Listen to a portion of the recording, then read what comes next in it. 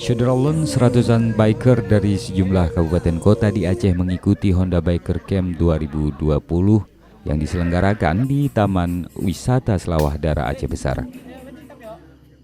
Ajang tahunan yang digelar Kapela Honda ini mempertemukan 21 klub motor dan dirangkai dengan kemah bersama.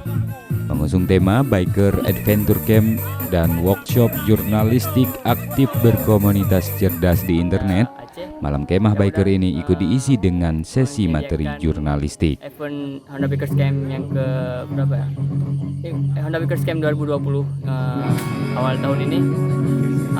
Semoga kedepannya akan lebih kompak dan makin solid. Siap. Oh, kegiatannya seru, asik, dan bisa berkumpul sama kawan-kawan yang lain.